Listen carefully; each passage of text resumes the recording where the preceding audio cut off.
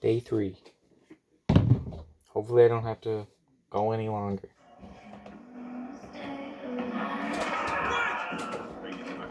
Now run!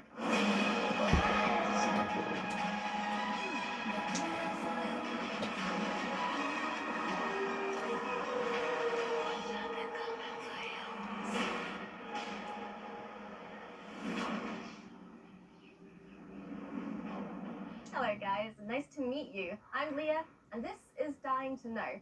If you're dying to know what's going on in the world of Dying Light 2, then you're in the right place. Here we'll be showing you all the news, the latest from the Dying Light world. We'll be announcing a few contests, we'll be talking to developers, and probably most importantly, we're going to be showing you a brand new gameplay trailer where you can see the current state of the Dying Light 2 game. But first, there's someone here I need to introduce you to. It's Aidan Caldwell. I'm a pilgrim, an outcast, roaming like a Japanese ronin or an Old West desperado. My past is dark, but my future has a tiny, dying light at the end of this tunnel. Hello, guys.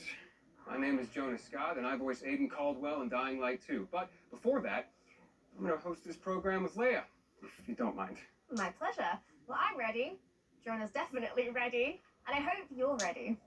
So if you're dying to know, just like us, then stick with us.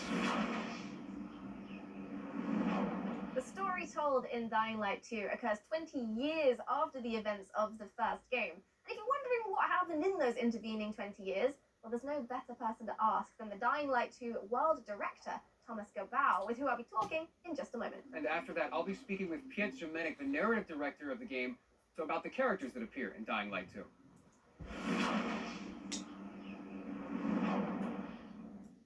Welcome to the show, Thomas. So the first question I have for you today is, do I need to have played Dying Light 1 to sort of understand what's happening in Dying Light 2? No, actually, you don't. Like you mentioned before, our game takes place some 20 years later, in a world where humankind has lost the war to the virus. So, Right. in a way, you could say that Dying Light 2 takes us to the world beyond the apocalypse. Intriguing. All right, tell me more, please. Well, you remember the events of Heron in 2014.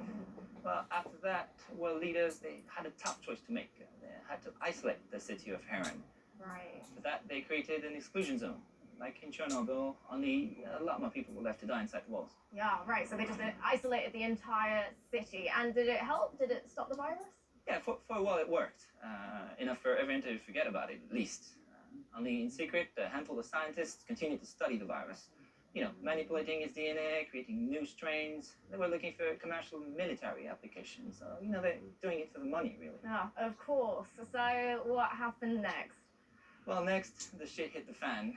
By Christmas 2021, one of these mutated strains escaped from a level 4 laboratory located near Geneva.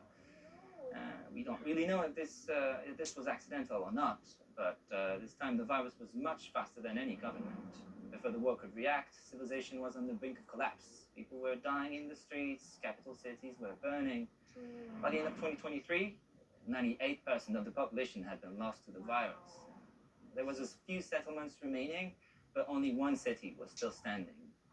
The last bastion of mankind, or city, Villedor, aka the city. Right, so Villedor is what we have left. So that's everything that's happened outside of the city. What actually happens inside Villedor? Well, the city has unique rules. First of all, it's surrounded by seemingly impassable walls. And inside the walls, the people decided to use a radical new weapon against the infection, which actually gave them the upper hand in the first stages of the pandemic, but also created terrifying new monster archetypes. 15 years on, a new equilibrium sort of emerged in the city. By daylight, human factions fight to control the city, and at night, the streets become the realm of these bloodthirsty, infected monsters. Great. Well, that is extremely interesting. Thank you very much, Thomas. And we'll be hearing more about the vibrant and fantastic city soon, I hope. But first, I think we need to hear a little bit more about the characters.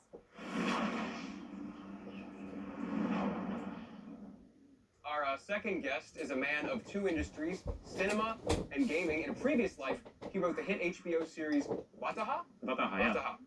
And then he moved on to Techland to become a narrative director. Piotr Jemenic. Hi, guys. Thank you. So we have plenty of time to talk about the rest of the characters in Dying Light 2. There are tons of them. But But today, I think we want to focus on Aiden Caldwell, the protagonist. Do you want to talk more about him? Or? Yeah, sure. So, Aiden, he's the member of Outcasts, you know, the group of people traveling through this dangerous world of Dying Light 2 called Pilgrims, because he's looking for his relative, the person whom he lost many, many years ago, and that person is his only memory from the past, and the only answer to whom Aiden really is. Aiden is a really rich, deep character, very, very much cooler than I am. Oh, no, come on. I mean, he can run across buildings, jump from rooftop to rooftop, use all kinds of weapons. Yeah, well, you know, he didn't have much choice. This world is full of infected, bloodthirsty creatures, so he didn't have much choice, right? The weak die, the strong survive, and Aiden, he just has to be strong. But why did he come like that? Why him? That's the main question of the game, and the player will have opportunity also to decide how Aiden will evolve. Will he help the weak? Will it distract him from his main goal?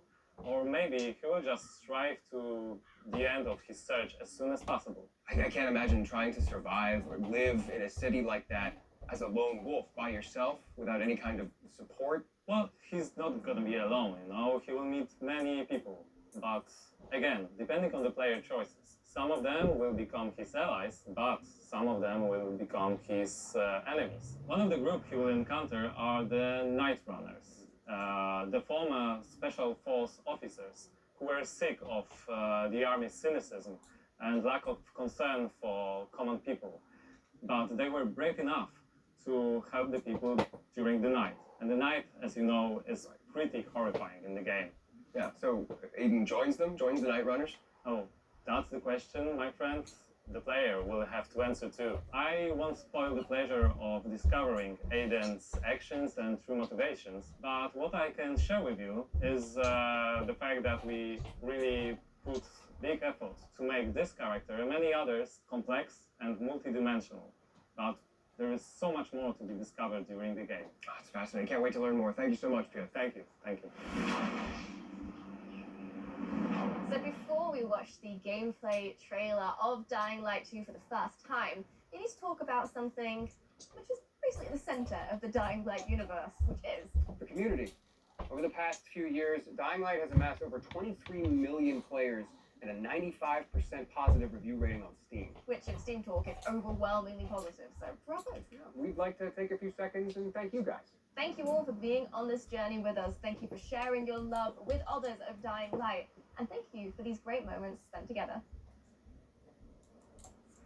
Dying Light 1 has some amazingly creative fans, which is fantastic, pardon the pun, because we're going to be starting a brand new contest which will combine your love of Dying Light with that same creativity. With the release date of Dying Light 2 drawing ever closer, we'd like to extend our hand and invite you to make the community a little bit bigger. If you find yourself skilled in the ways of visual arts, writing, or costumes and cosplay, please join the Dying Light universe. So check out dyinglightgame.com/contest, and if you win, there's a fantastic monetary prize on the line. But also, there's some other great rewards you could be with a chance with winning as well. Like Platinum Edition of Dying Light. Look at this. This is the finest edition of Dying Light ever made. This is the Platinum Edition of Dying Light. This has every bit of content ever released for Dying Light in one place. It's massive. I mean, look at it. For those of you who haven't experienced Dying Light yet, we are introducing Dying Light 1 Platinum Edition. It's the biggest and most complete edition to have ever existed. And we're offering it to you now at a historically low price. All the content, lowest price. There's literally no better time to buy than now, and you can get it on Steam, Xbox, and PlayStation. Get your Platinum Edition of Dying Light now. This is the best offer, like, ever. I guess we don't have time to go over everything that's in the Platinum Edition, but it is everything. This is how it looks.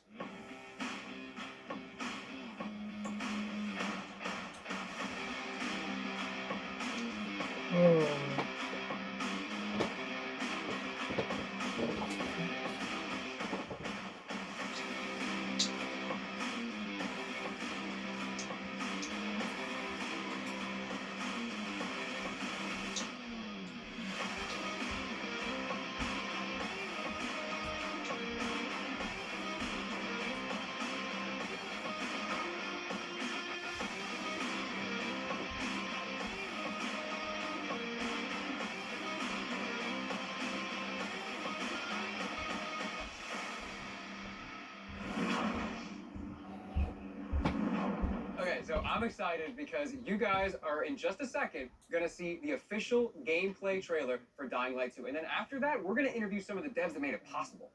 So, without further ado, here it is. Hey everyone! We've been quiet for some time, since, like the rest of the world, we had some unforeseen hurdles to clear. But the wait is over. Let's dive into the open world of Dying Light 2.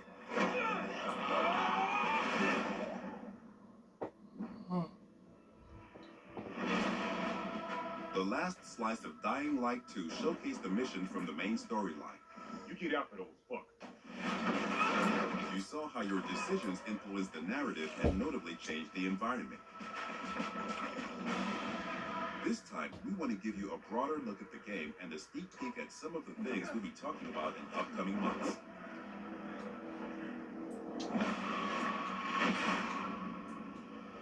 In Dying Light 2, you become Aiden Caldwell, an outsider trying to unravel a tangled mystery from his past. Its trail leads him to the city, probably the last bastion of mankind in the world. Oh, shit!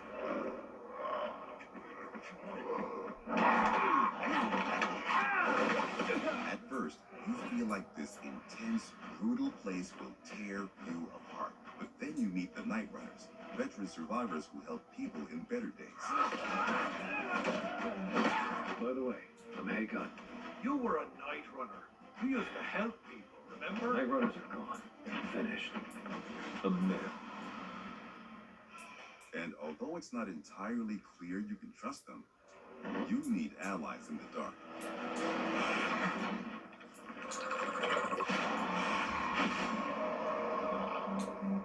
And these are the modern Dark Ages. It's been 15 years since the apocalypse and the world has changed. The old civilization has fallen, but a new one has been built on its ashes. People fight desperately for scarce resources. Rules are broken, and weakness is punished. She's innocent. 3 factions struggle for position in the city. Survivors pride themselves on being able to adapt to any circumstances and cobble together safe zones almost everywhere.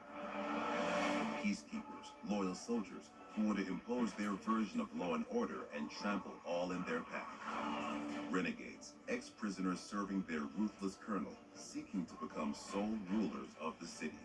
Where is Wolves? Making talk. Use these factions to reach your goal. Help or harm them to reshape the city to your liking. Just remember, each faction contains complex characters.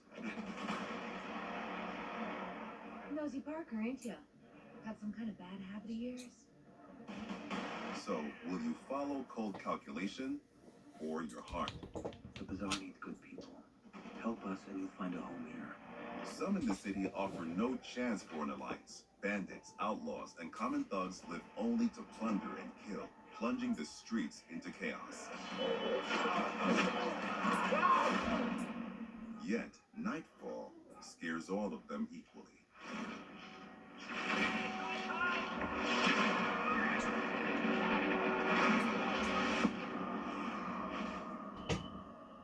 Darkness changes the rules of the world. As the light fails, monsters crawl out of hiding to prey on the poor souls caught outside the safety of UV rays. Hordes of infected pour into the streets like decaying lava. The deadly spawn of 15 years of mutation and evolution.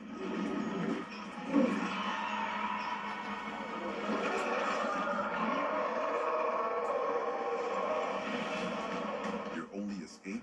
Exploit the city's verticality and flee to the roofs.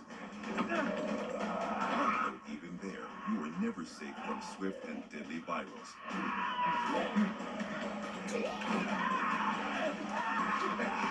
Or even greater threat.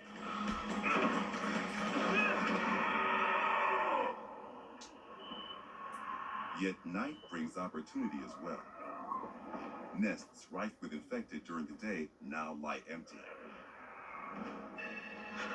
To explore them, you must tread carefully.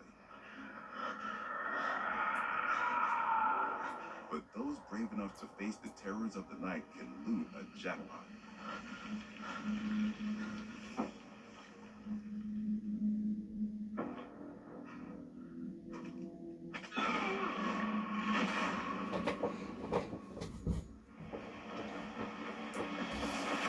Luckily, you have all the tools you need to survive.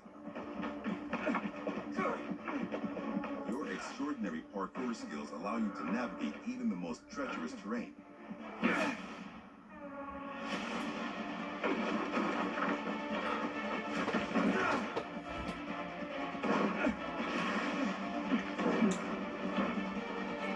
On the roofs, you can count on your parkour acrobatics to save your life.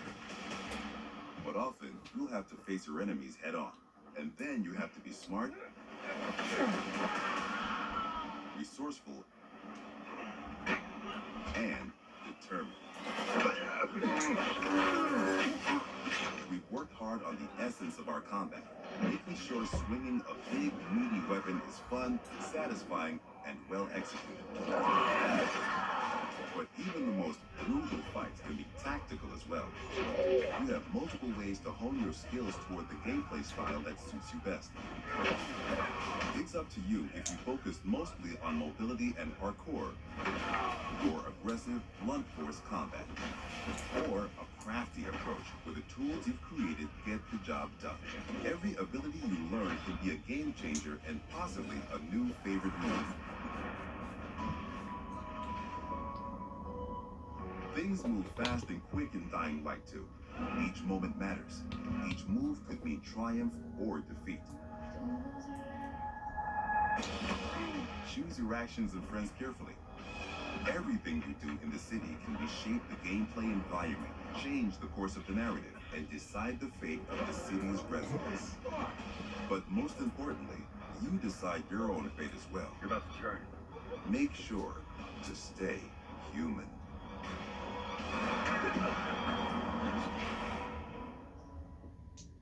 An extensive post-apocalyptic world, and I really like that divisiveness. You know, the life on the roof and then death on the streets. Yeah, like the intensity of the day and the night cycle together.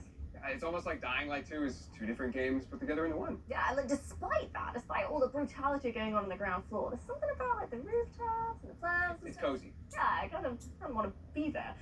But it does feel like every decision is vital. Like your choices actually do have some consequences. Choices and consequences are incredibly vital to Dying Light 2's gameplay. And we're going to interview some devs and talk about some other very vital gameplay mechanics.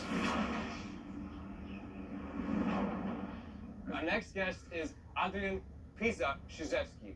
Hi. Welcome, and that gameplay looked awesome. I know we can't wait to get our hands on it, but congrats. Yeah, for sure. It looks like you guys have a very unique world and a very unique game. Where y'all get your inspiration from? Oh, that was a research. We did a deep dive into the history of our work, and we found repetitive patterns. We found that people use the same behaviors in the past after the fall of civilization or after the fall of the nation that's supposed to be a backbone of our world. So our approach was super simple. We just copycat those behaviors and attitudes and show you how our world would look like after the fall. However, it's kind of obvious that the main reason that civilization fall is virus pandemic or eventually the economical collapse. Yeah, that's basically obvious thing. But it's even darker if you connect those things with the research we did at the beginning of the production. So people will question everything. They're gonna blame everything and everyone that's supposed to guide us in our lives every day. So they're gonna blame governments, they're gonna blame law, they're gonna blame science, or even religion. Some people might ask themselves that where was God when it happened to us, basically, you know? So I feel that all of those things together creates the sensation that it's a giant step backward for our civilization. So, Dying Light 2 has a subtitle, Stay Human. What does that mean? Well, it's super hard to remember those values that makes us human, so like compassion or support. So the entire fall, that those dark times we have, is a big test for everyone. And I think it's even harder test because to stay human, people would sacrifice what's the most important for them, or sometimes risk their lives. Wow, so that's like really intense, and there's like the obvious like double meaning to it, which is what I was thinking: stay human, don't become a zombie. Yeah, but we understand that those are not zombies. You know, those are infected people that turn to be a monster. They're just crossing a line, you know, and then turn it to be a monster, you know. Because in Dying Light we all infected. Yeah, we all wearing this biomarker, you know it, and you're wearing this, I'm wearing this.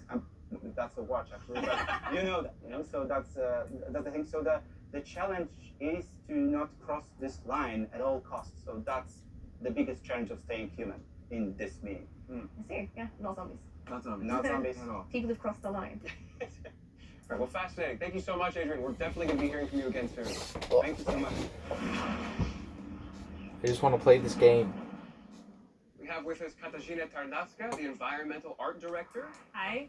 And we have game designer Michał Duzak. 10 more minutes. 10 more So, minutes. choices Go and ahead. consequences. The player has to make a choice, and they have to experience or endure the consequences. What does that mean? Basically, the whole system of choices and consequences is really, really complex. I would say the best way to describe it is that the player is making the decisions based on 3 layers. First one are the choices that you do during the main story missions.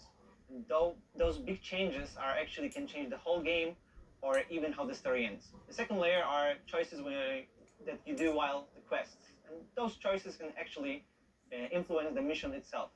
And the last one, the last layer is so-called city alignment system. And I, as an open world game designer, would like to focus on. Please do. Go on. All right, so water and electricity are basically a key to survive in every world. By restoring it, player can not only unlock the water or electricity in the area, but he can also, based on his decision, assign it to one of the factions, which will influence how the district looks like or who's going to live inside of it. But it also, what is pretty more important for a player, unlock new tools for him, like unique tools for each factions, like car traps, zip lines, or trampoline. The player can use in exploration to deal with bandits or infected, or simply to move. What if there's gonna be a weather system? So Like, basically, there'll be based storms on or your something. choices, you I don't shape the remember game if there environment, was in Dying Light. which gives you a different experience every time you start a new game. That'd And be cool. what is worth mentioning here that Dying Light 2 is playable up to 4 co-op players. So you can host the game or join other players and see how their choices came up differently to your own. Interesting. There's one thing I'm really curious about, though. Night versus day. How does the gameplay differ from the night and the day? Well, the short answer is that day is for humans and night is for the monsters. But to describe it a little bit better, I would say that during the day, humans in factions, bandits, or survivors scavenging the city and searching for some scraps or someone who might have them. And this is the best time for a player to explore the city, meet its citizens, learn the stories, day-to-day agenda, or even simply help them in a quest or open world activities to survive those dark ages. Yeah, and that sounds quite pleasant, but I'm guessing night changes everything. Exactly, exactly. During the night, all the infected get out of the buildings. And compared to the Dying Light 1, the night is going to be even more intense this time. Intense in terms of the amount of enemies, the new types, and new, more aggressive behaviors. And what is important, this time night can mean also opportunity. An opportunity for the players who are courage and skilled enough to use the fact that all the infected are outside and buildings are accessible to explore them and search for the most valuable loot in the game. Katarzyna, you're responsible for the post-apocalyptic look of the city. Can you tell us a little bit how about the city came to look that way? Yes, I guess the important thing to realize is in 2025, a decision was made to use a chemical attack to stop the spread of the Haran virus. And the result is a tight ring of chemically active areas around the city. Some of the chemicals have gotten into the groundwater and spread under the surface, killing every living plant and every living thing in its reach. What it means for the city is that the street levels are virtually dead. The soil is unable to sustain any life, any plant, and the street level is a domain of the monsters. just decaying in every aspect. Wow. So it sounds like there's just no healthy organic life down there at all. Not really. The survival on the street level is pretty tough. So the common people are just visitors there, but the life prevailed. It moved up to the rooftops, and this is where the plants are flourishing and blooming in the 6 more minutes. We got post-apocalyptic this. landscape. And this is where people build and develop I the think new it's the world parkour of Dying guys Light next 2. if I'm right. Electricity producing windmills and save I zones remember for the player. correctly. And in a way, in a metaphorical sense, the rooftops are the new Yeah, default it is. ground floor, the level 0. Guy with a cool And trip beard to or the chin streets strap, is, whatever it was. I forget in a what it way, was. a trip underground, a -1 of sorts, just a corpse of a lost civilization. Yeah, to say the least, I can't imagine being a citizen living in that city, let alone being a player, and how challenging that's going to be. Yeah, and hold that thought. Thank you very much for joining us today. But it's now time to introduce our next guests. With us Yes. now are Bartosz and Peter. And guys, I have one question about the open world Dude's Dying Light 2. bomb How ass big is it? beard thing It's going pretty in. big. Chin hair. We know that. Can you tell us a little bit more? Yes, of course. The map in Dying Light 2 is divided into 2 huge regions and several zones. There are plenty leftovers from the lost civilization for you to scavenge. But we didn't want our players to perceive the map only horizontally, so we see the map as a multi-level 3D world that supports your traversal and helps you solve parkour puzzles. Yes, in-house we call it multi-layer open world exploration. And you know, the movement system from Dying Light 1, we remove every restriction from the player. You can move everywhere you want, how you want to do it. And when I think about it, I think that was a big challenge for us to create the geometry that supports all of that. And we did it, and I think we did it well. Doing the same thing in Dying Light 2 wasn't our goal. We want to make one or more step forward. So I think I don't know what they mean by that. I don't know if they mean we can't go anywhere this game like we did last, Doubled. And I mean, it's not like there was a or shortage. In we Dying can, Light but they're 1, building so- upon it. I hope it's the second one because Dying Light 1 parkour, first was pretty good, we improve it. but the verticality was kind of ignored in a way. The players will see over 3,000 Like you could different climb parkour things, animations. but there wasn't From that the much basic move to the trees, differentiality. There was to the nothing small special on the little roofs other than tasty those details safe there zones. that you can see. Okay, well, unfortunately, I'm gonna have to stop you there. But don't hate me because in the next episode, we're gonna be talking I'm getting more in this about game. parkour and how the team have managed to make an Better authentic be in this urban running game. experience in I'm Dying gonna Light be 2. doing Thank this you guys so until much for the I information. get Bartosz, Peter, it's confirmation. been a pleasure. Thank you. Thank you very much. Okay, so the last and arguably the most important question I'm sure you have is when is the release date? Yeah, that is a very, very, very, very important question. And luckily, we have the answer. And that answer is the 7th of December! Waited years to say that out loud. And now that we know the release date of the game, it's time for you to go pre-order it. Go to dyinglight.com/pre-order, select your platform, and then hit pre-order. And there you go. Congratulations. You just pre-ordered one of the most anticipated games of this year. Go you. Go you. Oh, wow. I want one. Well, I've got good news for you then, because this official figurine is part of the collector's edition of Dying Light 2, and you can get one for I wonder yourself if the you want. volatile is We've still got a like proper the unboxing of top whole set zombie. to the professionals, but we do have it all in front of us right now, so it'd be It's rude like the not to take a Demolisher look. was up there You too. get But I in mean the like the collector's most edition a efficient concept zombie. art book full of stunning I hope artwork they for don't the show game. us all the You get zombie this, types. I steel want book, there to which be will at have your least game one. inside it, of That's course. like And you get this What the interesting fuck? little sort of UV flashlight. So yeah, Cool. Looks like there's all sorts of vanity elements in here too, like some legendary skin packs, as well as all sorts of digital elements. For more information on these digital elements, please visit the pre-order website. I want this, and I want Dying Light 2. kind of thought you'd say that. Well, if you're feeling the same way, then I've got good news because you can pre-order the collector's edition. However, it is very, very limited, so you'll have to be very quick. Rest assured, there I will be want the plenty of the ultimate, standard but edition for your I don't standard know. gamer. But if you're into special editions, there is a deluxe edition of Dying Light 2 with a steel book, Gotta save up for that legendary motherfucker. pack, and a digital soundtrack, and much, much more. So to summarize, that's 3 different editions that you can buy depending on what you're after.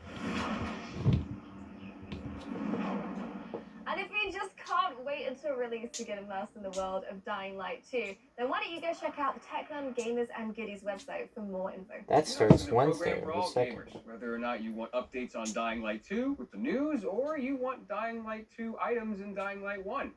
Everyone's gonna find something. You can get Aiden's outfit in the Yep, first and game. What this the is fuck? an initial offering as well. It's Check fucking back insane. later for even more details, more information, and we'll be going through it in future Oh, episodes. I can't as wait to well. play with that Wednesday. Hope you can just redeem it. It better not be That's like it. Don't Ubisoft forget Club. to pre-order I the don't game and take wanna. part in our contests. I Details don't are want on to the do game's anything with website. that. And here's a sneak peek at the topic of the next episode. Thank you for watching, and stay safe out there. Bye! See ya! When they say sneak peek, is it the night? Because this is all I see. Because we already saw that, like the zombies.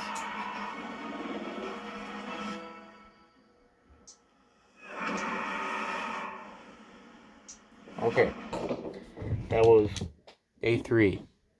I'm gonna try tomorrow. I don't know if I'll be able to do the rest of the week after that, but I'm gonna continue when I can.